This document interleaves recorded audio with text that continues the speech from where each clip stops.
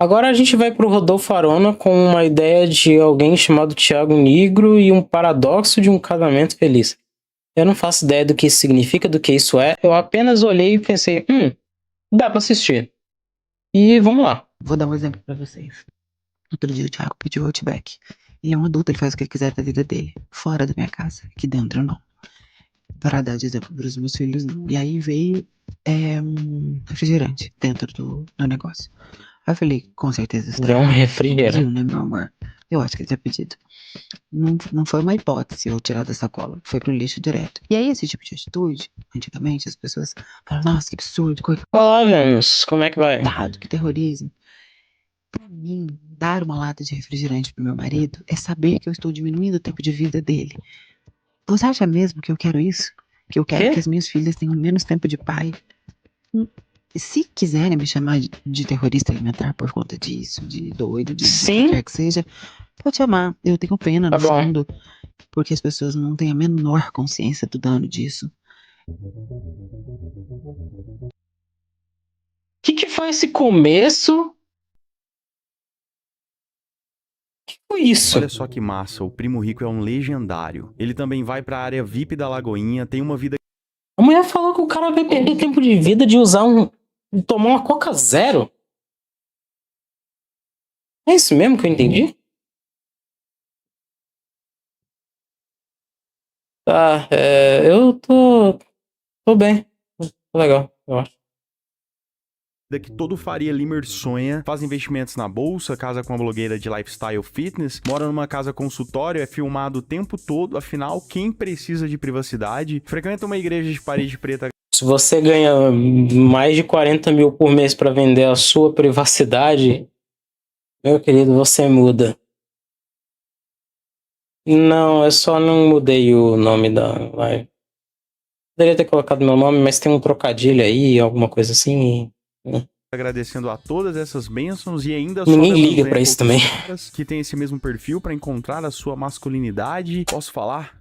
Isso é que é vida. Olha, poucas pessoas encarnam tão bem essa promessa de ascensão social quanto o Thiago Nigro. Todo mundo conhece ele pelo nome de Primo Rico, que ficou famoso com polêmicas Ah, tá. O nome dele é Thiago. dizendo que qualquer pessoa, independentemente da sua origem, pode alcançar a liberdade financeira com disciplina, corte de gastos e investimentos inteligentes. Até aí tudo certo, é a opinião dele, quem sou eu para discordar, mas eu faço esse vídeo pra gente analisar além dessa aparência corporativa e desses números extraordinários. Tô interessado em falar de alguns pontos da história do Primo Rico e dessas fascinantes mudanças da fama na internet. No caso dele, o homem que te ensina a controlar o seu dinheiro, mas que acaba vendo a sua própria vida, rotina e até alimentação serem controladas. Você não tá entendendo? Calma que você já vai saber de tudo que eu tô falando. Todo coach tem sua história de superação, a dele é que ele perdeu tudo que ele tinha ganhado no seu aniversário de 18 anos quando ele investiu na bolsa de valores. Eu, Rodolfo, quando eu tinha 18 anos. Nossa, com 18 anos ele estava investindo na bolsa de valores. Gente, consciência sobre... Conscientização sobre economia para adolescentes é luxo. A pessoa ter a capacidade e a oportunidade de desenvolver um aprendizado a respeito de situação econômica, de investimento, de bolsa. Para uma pessoa com 18 anos estar pensando em investir na bolsa, ela tem que ter uma realidade completamente distante de qualquer outro adolescente comum.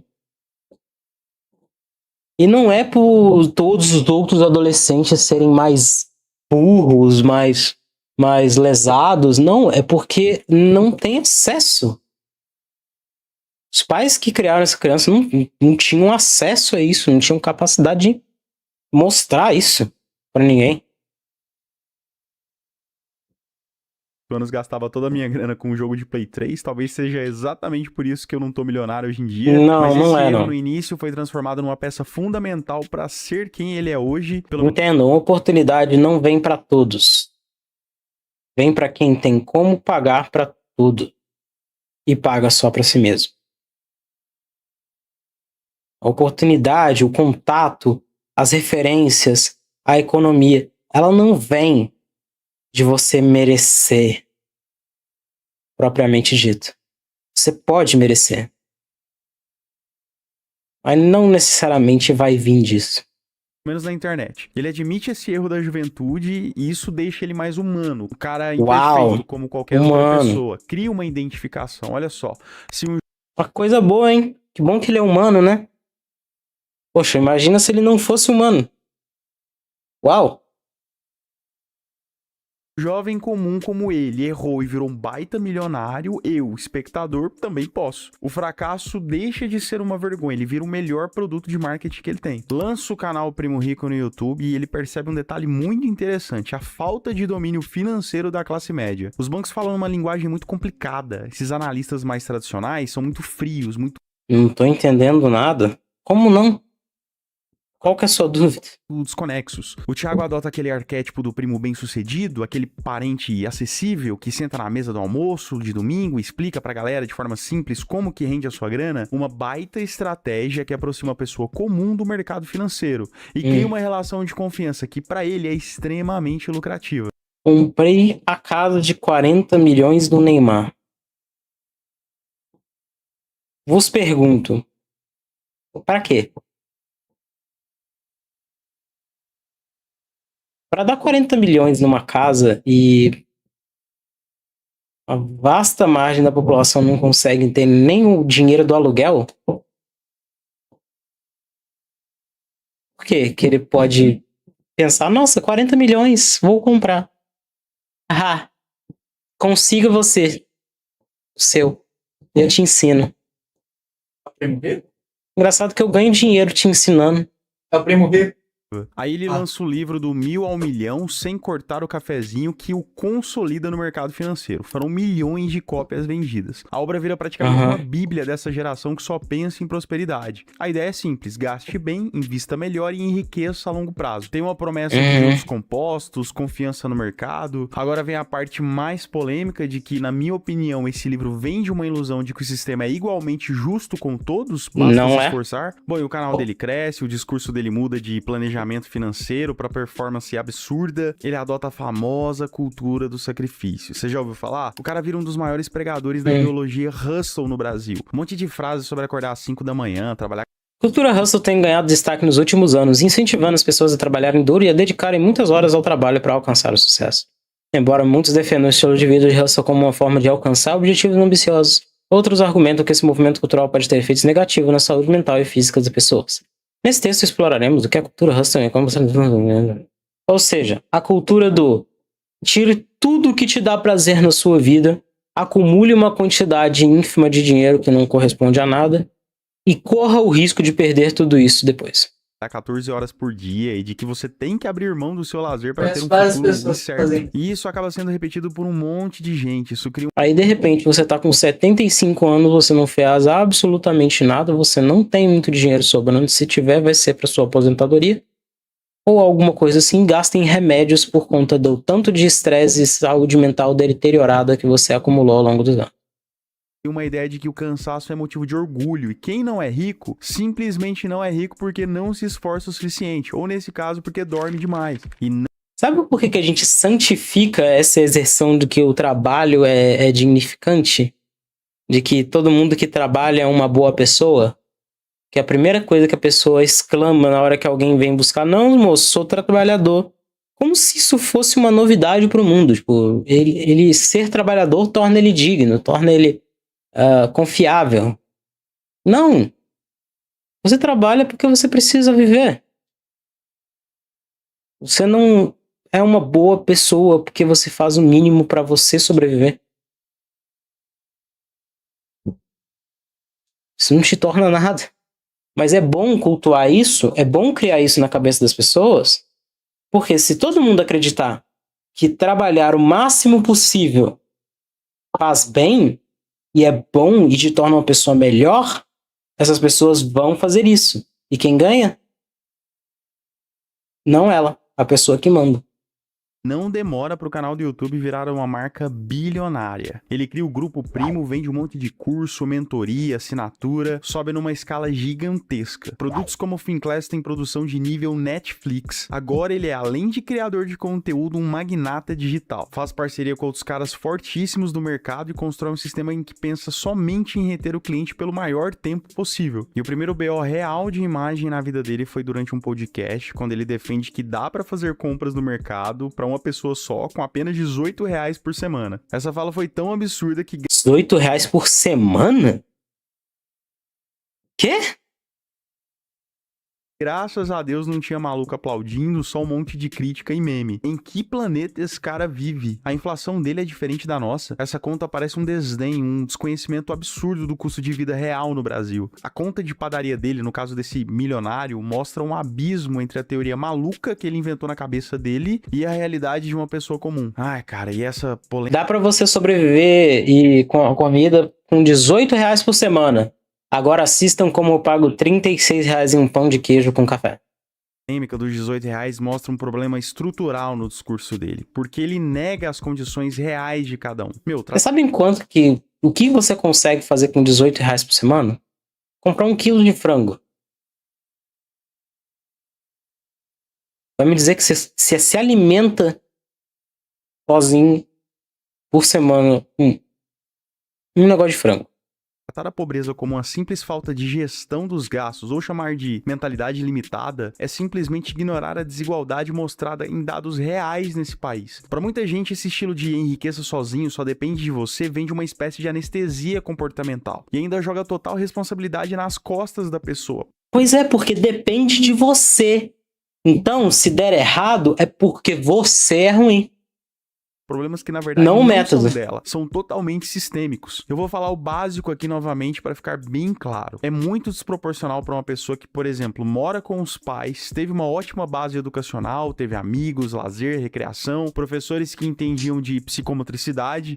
Eu quero falar sobre isso porque eu fiz educação física e não tinha nenhum lugar para falar sobre essa matéria. Mas é sério, toda essa base facilita demais a vida de quem compete no mercado de trabalho. Vamos falar, por exemplo, de quem estuda para concurso. Você estuda, trabalha, cuida de casa, da família, já tem muito mais obstáculo do que quem só estuda. Do que uma pessoa que, por exemplo, tem uma empregada para arrumar a sua casa, faz seus lanches, seu almoço. Eu não tô de forma alguma desmerecendo o esforço dessa pessoa. Eu tô falando da diferença de classe, que não é de igual para igual nessa competição, que no caso do concurso público foi uma forma Para que a seleção seja justa, todos passarão por uma prova igualitária. Subam na árvore. Dado um macaco, um elefante, um pinguim, um peixe. Maravilhoso. Exemplificar. Olha só, imagina uma padaria. Eu tô brincando, eu não vou fazer esse trocadilho com mamãe falei. Enfim, sim, muita coisa depende sim da pessoa. Quanto mais ela se esforça, melhores os resultados. E isso é em qualquer classe social, dada a sua devida proporção. O problema é pôr essas classes em pé de igualdade. Num discurso simples. Os caras rindo em dólar.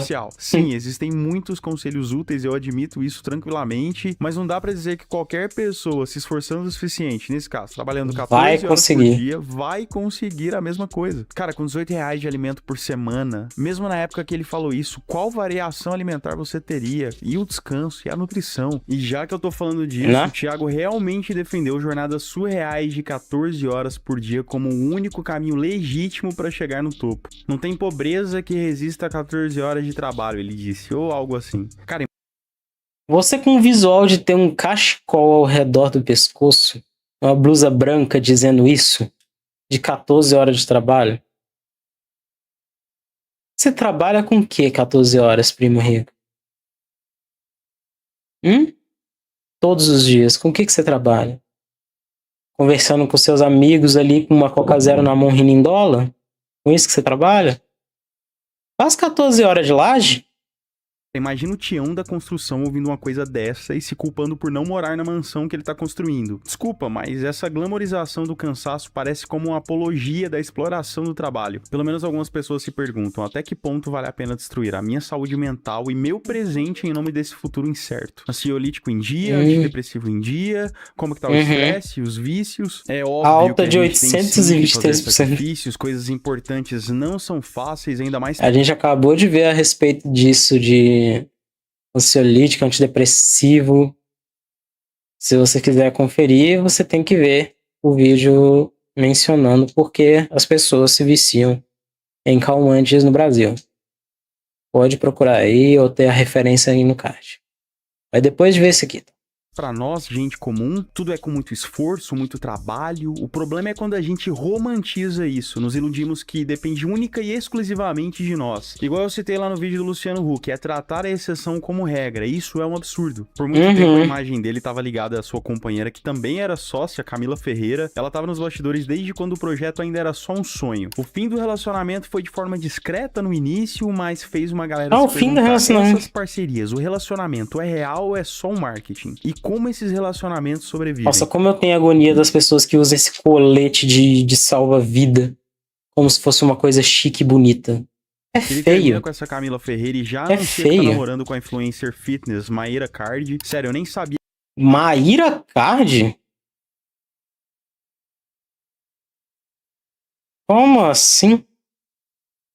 quem era essa moça até pesquisar pra fazer esse vídeo, e eles causam um contraste na internet. Era a junção do rei dos Faria Limers com o mundo da fofoca. A união deles, pra mim, foi algo além da paixão, tá mais pra uma junção de dois mestres do engajamento, porque tem um cara bom de venda e um influencer lifestyle. Teve uma cobertura do noivado dessa dupla. Todo dia os dois estavam em sites de fofoca. Foi um dos casamentos mais longos da história, porque durou dias. Teve troca de alianças que eu nem tenho coragem de pesquisar o valor delas. Discursos emocionados, e a produção visual tava espetacular. É muito interessante ver esse cara que sempre teve uma postura sóbria, quase totalmente focada em gráficos e planilhinhas do Excel, participar de todo esse entretenimento. Quem acompanha os dois comentou que eles casaram em regime de comunhão total de bens. Independente da minha opinião sobre isso, que no caso eu não tenho, a galera de finanças comentava sobre o risco de ambos os lados, mas principalmente pra ele, já que ela tava no seu 6º casamento. E pro público comum, isso era uma prova incondicional do amor. Para os analistas, era um marketing de dois influencers. O primo teve uma mudança física e comportamental, principalmente por conta do método de emagrecimento da Maíra. Ele perdeu um peso considerável, mudou o corte de cabelo, a postura. Ele foi de um cara gordo para um cara NPC 16. De vestir. O ex-fofinho da Faria Lima virou um novo homem remodelado pelo estilo fitness da esposa. Então, além da mudança física, a gente tem uma mudança da marca pessoal. Boa noite, Bill. Tudo bom? Pesquisa aí, comentário perturbador de Trump para uma jovem... Que isso? Do Primo Rico. E eu decidi fazer esse vídeo porque eu vi um corte recente do Arthur Petri com a Bia, reagindo à rotina miserável do Primo Rico de não poder tomar um simples refrigerante, uma simples coquinha geladinha. E é muito bom ver esses vídeos de restrição de refrigerante, doce e qualquer alimento fora da dieta. Nossa senhora! Imagina você ter tão pouco na tua vida para reclamar ou fazer ou pensar que você vai ler o portal Léo Dias vendo que após polêmica com Maíra, ele aparece bebendo refrigerante em casa. Nossa, que absurdo. Quem faria uma coisa dessas? Pela Maíra. É uma cena de um homem adulto, multimilionário e mentor de sentado tomando Coca-Cola, sendo repreendido por querer tomar uma coquinha geladinha no seu Outbackzinho. E a pergunta que vem na cabeça: eu botava fé que o Primo Rico era dono de tudo. E como que o cara que é dono de tudo não pode beber um refrigerante? Eu sei que eu tô batendo muito nessa tecla, mas é que nesse caso realmente eu fiquei impressionado. Já achei massa nisso que a gente vê a Maíra Card pondo 3 kg de pau na mesa e falando: my house, my rules, seu Betinha. Lá fora você é o Primo Rico que compra Patek Philippe, sei lá de quantos milhões de reais. Por que as pessoas precisam de relógios que valem milhões de reais se eles dão a hora do mesmo jeito? Tipo, se eu olhar em todos esses relógios aqui, vai dar 7 e 8. Por que eu precisaria pagar tão caro nisso? É tão ridículo. Aqui dentro você escuta o que eu tô falando caladinho, ô seu comedor de Cheetos.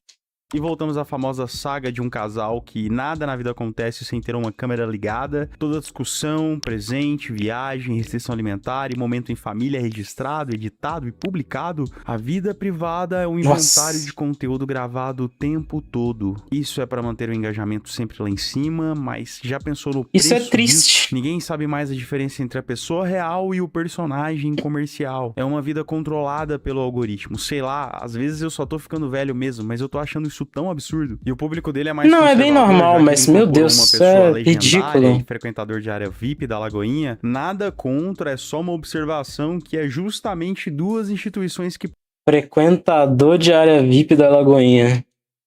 Que adereço pregam maravilhoso. muito a teologia da prosperidade, então faz total sentido. E olha, depois de tudo isso que eu disse, talvez você vai achar estranho o que eu vou falar, mas eu não acho que ele seja mau caráter ou uma pessoa ruim, longe disso. De verdade, eu não acho. Eu só acho ele, pelo menos no sentido das coisas que eu falei, meio bobo. Tanto que essa roupagem de celebridades É das porque redes ele não tem a menor noção do que ele tá falando em respeito à oportunidade e várias outras coisas, né? Ele sabe o que ele tá falando a respeito da finança. E pode não ser uma pessoa ruim desejando mal pros outros. Ele só não tem noção da realidade mesmo. Porque se pra ele sempre foi assim, o mínimo esperado é de que ele considere normal ser assim. Mas não é. E ele não tem como sair dessa bolha. Esse cara não tem como aparecer numa...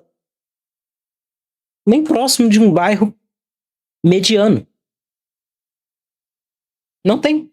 sociais deu até uma breve afastada na galera mais séria de investimento financeiro. Pelo menos por um tempo ele tava mais pra um carinha de reality show do que papo sério de investimento. E tanta polêmica, é óbvio que já teve cancelamentos, e a estratégia do Thiagão quando sofre algum ataque é não se esconder, encara o problema de frente, grava um vídeo resposta, faz uma reflexão sobre julgamentos superados e o ciclo de monetização se garante. A dor, o ridículo e a exposição é um produto de vida para vender mais mentoria. Ele assume uma responsabilidade séria na sua mentoria, uma espécie de pastor laico da prosperidade. Ele te diz onde investir sua grana, como você deve acordar, como você deve comer, como você deve casar e até como cuidar da sua espiritualidade, e tá tudo certo, porém, quanto maior o escopo da autoridade, maior é a cobrança do público quando rola uma contradição. E a sua carreira mostra uma obsessão bem moderna, a vontade de controlar todas as variáveis da existência. No papel, controlar tempo gera produtividade, controlar o dinheiro gera patrimônio, controlar a dieta gera corpo perfeito, mas o caso do Thiago mostra a armadilha por trás dessa mentalidade. Quando transforma a vida inteira num algoritmo sem falhas, acaba escravo do próprio método, sem espaço para ser ele mesmo, ser livre, e fica vulnerável a qualquer mudança dessa rotina perfeita. Em algum momento da carreira de todo influenciador existe a hora em que ele deixa de controlar o algoritmo e passa a ser controlado por ele. O nível de exposição precisa sempre continuar subindo. O que engaja mesmo é o drama do casamento, a bronca do refrigerante, o teste de paternidade, a nova rotina de treino, ou seja, o refém da própria audiência. É cada vez mais e mais intimidade. Ele vai ficar completamente com um teto de vidro e em algum momento ele cai. Para alimentar esse monstro da curiosidade. A história do Thiago Nigro, vulgo o primo rico, nada mais é do que o retrato quase perfeito do paradoxo do sucesso moderno. Ele saiu do zero, ensinou um monte de gente a economizar, construiu um patrimônio inquestionável e chegou no topo dessa pirâmide digital. Mas no auge do próprio império, o homem que sempre pregava a independência financeira e liberdade absoluta se vê preso pela vigilância dos seus seguidores. Por conta desse estilo de vida, onde até o simples ato de tomar um refrigerante virou um debate nacional. Pode virar uma notícia. Sim, conquistar o mercado e enriquecer aos milhões, mas também ensina uma lição muito importante, que o preço para se manter no topo pode ser a soberania da própria vida.